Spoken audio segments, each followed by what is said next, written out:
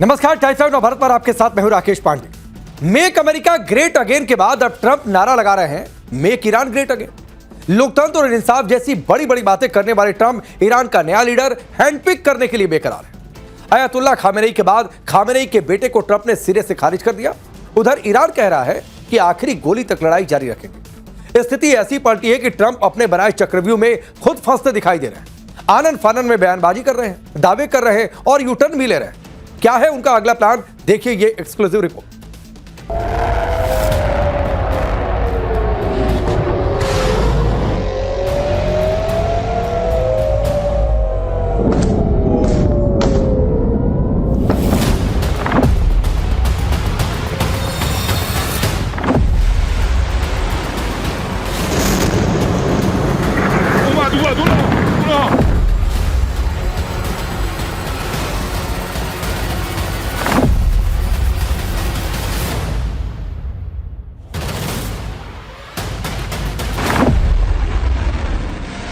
Donald Trump अपने जीवन का सबसे मुश्किल युद्ध लड़ रहे हैं। ऐसा युद्ध जिससे न सिर्फ ट्रंप की साख जुड़ी है बल्कि बात अमेरिका की इज्जत पर भी आ चुकी है। ईरान से हो रही आर पार की लड़ाई ने ट्रंप को डरा दिया है।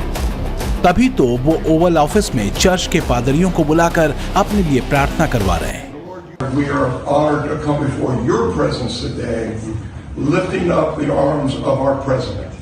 We pray for your continued blessing and favor to rest upon him. We pray for wisdom from heaven to flood his heart, his mind, and Lord, you will guide him in these challenging times that we're facing today. I pray for your grace and your protection over him. I pray for your grace and protection over our troops and all of our men and women serving in our armed forces. And Father, we just pray you'll continue to give our president the strength that he needs to lead our great nation as we come back to one nation under God, indivisible, with liberty and justice for all. We pray your heavenly blessing upon him in Jesus' name. Trump का डर लाजमी भी है क्योंकि Trump ये अच्छी तरह जानते हैं कि ईरान की जंग वेनेजुएला वाली नहीं है। राष्ट्रपति मादुरो को उनके घर से उठाकर बंदी बनाकर जिस तरह लाया गया, ये ईरान में करना मुमकिन नहीं है। अमेरिकी सेना ईरान की धरती पर उतरकर टोटल कब्जा कर ले, ये भी मुमकिन नहीं है। जिस लड़ाई को ट्रंप एक तरफा समझ रहे थे, वो लड़ाई इस वक्त बराबरी की टक्कर वाली चल रही है। ईरान अमेरिका के साथ इस जंग के लिए 20 साल से तैयारी कर रहा था। उसने लड़ाई के लिए अपना पूरा नेटवर्क ही अमेरिका की सेना के खिलाफ बनाया हुआ था। IRGC की ऑफेंसिव और डिफेंसिव दोनों तकनीकें अमेरिका की तीनों सेनाओं को पछाड़ने के उद्देश्य से ही बनाई गई थी। ईरान की सेना और रजीम ने कसम खाई हुई है कि वो हथियार नहीं डालेंगे और आखिरी सांस तक ये जंग लड़ेंगे। ट्रंप ईरान की इसी चुनौती से डरे हुए हैं। ट्रंप जानते हैं कि अमेरिकी सेना मैदान में उतरकर लड़ नहीं सकती। तभी तो पहले ट्रंप कहते हैं कि वो ग्राउंड पर सेना भेजेंगे और मात्र 10 घंटे बाद ही अपनी बात से पलट जाते हैं। कभी कहते हैं कि कुर्द को जमीन पर सपोर्ट करके लड़ेंगे, कभी कहते हैं अब सब कुछ जलाकर राख कर देंगे, कभी कहते हैं कि ईरान से बात हो रही है और कभी कहते हैं कि ईरान में रिजीम वही रहेगा, बस नेता कौन होगा ये मैं चुनूंगा। मतलब 7 दिन में 70 तरह के बयान अब तक ट्रंप दे चुके हैं। अब सवाल ये उठ रहे हैं कि ईरान का नेता कौन होगा, ये तय करने वाला फैसला ट्रंप या अमेरिका को किसने दिया। लोकतंत्र स्थापित करने की बात करने वाले ट्रंप ये कैसे कह सकते हैं कि वो ईरान के लोगों के लिए उनका नेता चुनेंगे। ट्रंप ने खामेनेई के बेटे को अगला नेता बनाने के प्रस्ताव को भी साफ मना कर दिया है और इस पर उन्हें भारत की धरती से ईरान के डिप्टी विदेश मंत्री का जवाब भी मिल गया है। लेकिन इसका मतलब ये नहीं कि ईरानी चाहते हैं कि उनके लिए अमेरिका उनका नेता चुने। ईरान में खामेनेई के मौत को आम ईरानी अन्याय खत्म होने के तौर पर देख रहा है, न कि अमेरिकी नेतृत्व के तौर पर यह बात शायद ट्रंप को समझ में नहीं आती क्योंकि उनमें न तो आत्ममुग्धता की कमी है और न ही अनिश्चितता की। ट्रंप ये अच्छी तरह जानते हैं कि ईरान की जंग छेड़कर उन्होंने बड़ी मुसीबत बुलाई है। ये जंग जो शुरू हुई है, ये अब आसानी से या जल्दी खत्म होने वाली नहीं। लेकिन अपनी धाक साबित करने का एक भी मौका ट्रंप कहां बख्शते हैं। तभी तो ईरान की लड़ाई के बीच उन्होंने क्यूबा में कब्जा करने की रट लगानी भी शुरू कर दी है। उधर स्ट्रेट ऑफ हॉर्मुज पर अमेरिका कह रहा है कि ईरान ने इस इलाके में तनातनी बढ़ाई है और यहां से तेल की आवाजाही पर रोक लगाए हुए है, लेकिन ईरान का दावा है कि उसने ऐसा कोई फैसला नहीं लिया है। वो इस इलाके में सिर्फ और सिर्फ शांति चाहता है। अमेरिका ने युद्ध करके उसे भड़काया है और वो सिर्फ अपना बचाव कर रहा है। जंग का इम्पैक्ट न सिर्फ पश्चिम एशिया बल्कि पूरी दुनिया पर पड़ रहा है। हॉर्मुज से 24 घंटे में सिर्फ 2 जहाज निकल पाए हैं, यानी दुनिया की 20% तेल सप्लाई लगभग ठप पड़ी हुई है। लेकिन ट्रंप अभी भी यही दावा कर रहे हैं कि उनके उठाए हर कदम की वजह से ही इलाके में स्थिरता आएगी। तो वहीं अमेरिका के वित्त मंत्री टैरिफ पर यू टर्न मारते हुए कहते हैं कि दुनिया में तेल सप्लाई का फ्लो बना रहे, इसके लिए अमेरिका भारत को रूसी तेल खरीदने के लिए 30 दिनों की छूट देता है। उन्होंने कहा कि इन कम दिनों की छूट से रूस को कोई खास लाभ नहीं पहुंचेगा। इस अंतरिम उपाय से ईरान द्वारा वैश्विक ऊर्जा बाजार को बंधक बनाने के प्रयास से पैदा हुआ दबाव कम होगा। अमेरिका की तेल डिप्लोमेसी समझ के परे। पहले उसने रूस यूक्रेन युद्ध के दौरान रूस से तेल खरीदने पर टैरिफ लगा दिया, फिर कुछ दावों के साथ वो टैरिफ हटा भी लिया। अब ईरान से युद्ध के दौरान उसने रूस से तेल खरीदने की बात कही। ये तब है जब रूस यूक्रेन युद्ध अभी चल ही रहा है। दुनिया तेजी से मल्टीपोलर डायनामिक्स की ओर बढ़ रही है, लेकिन लगता है कि अमेरिका 20 साल पीछे छूट गया है। आज के समय में जब वर्ल्ड ऑर्डर बदलने की बातें हो रही हैं, जब भारत को दुनिया के बड़े बड़े नेता ग्लोबल साउथ का लीडर मानते हैं, जब भारत तेजी से दुनिया की तीसरी सबसे बड़ी अर्थव्यवस्था बनने के रास्ते पर है, उस वक्त अमेरिका किस हैसियत से भारत को तेल खरीद की इजाजत देने या छूट देने की बात कर रहा है, ये समझ से परे है।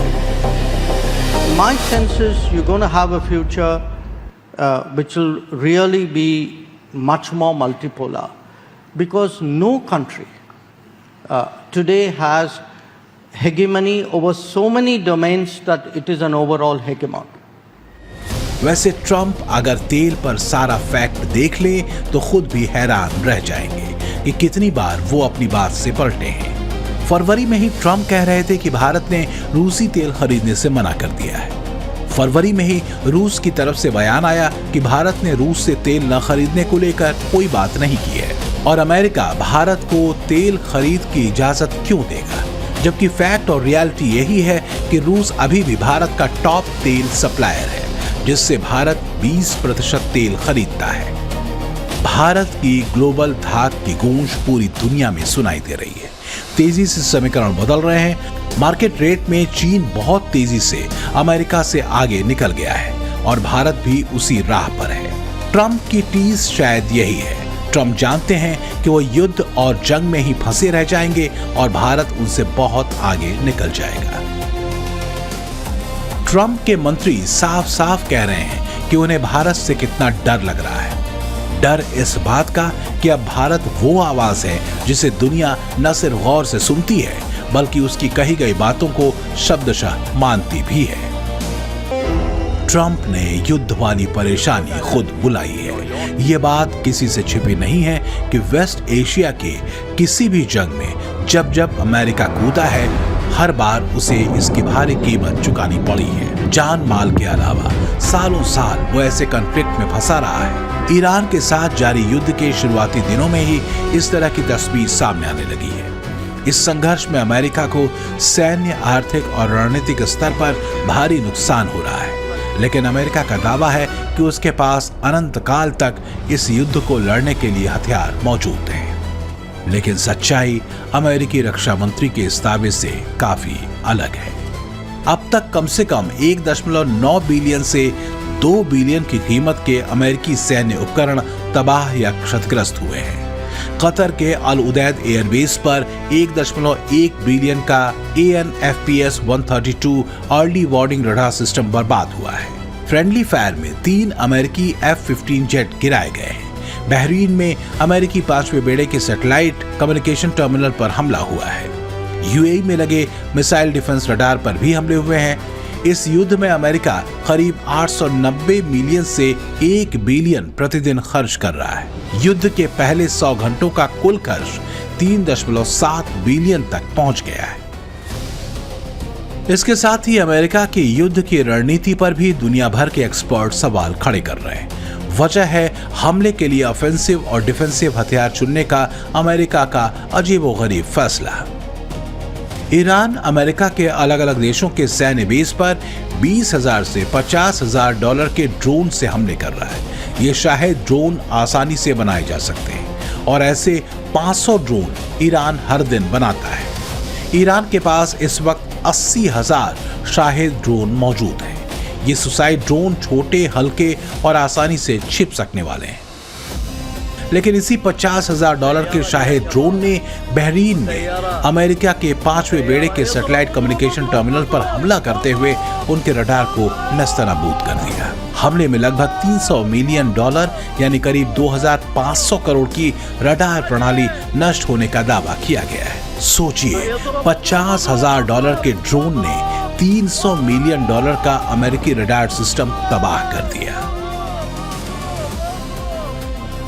इन सस्ते सुसाइड ड्रोन के जवाब में अमेरिका उन्हें तबाह करने के लिए थार्ड यानी thermal high altitude air defence का इस्तेमाल कर रहा है, जिसकी एक मिसाइल की कीमत ही $1 मिलियन से ज्यादा है। और ऐसे एक ड्रोन पर अमेरिका 2 से 3 मिसाइलें इस्तेमाल कर रहा है। यही वजह है कि अमेरिका की डिफेंस रणनीति पर सवाल खड़े हो रहे हैं। तो साफ है कि अमेरिका खुद की बुलाई मुसीबत में फंस गया है। दावा है कि इजराइल और सऊदी की लॉबिंग और दबाव की वजह से अमेरिका इस युद्ध में कूदा और ईरान पर हमला कर दिया। लेकिन जिस जंग को ट्रंप हल्के में ले रहे थे, वहां ईरान ने चौंका दिया और पूरी रणनीति पर दोबारा सोचने को मजबूर भी कर दिया। Bureau report, times now, Navbharat.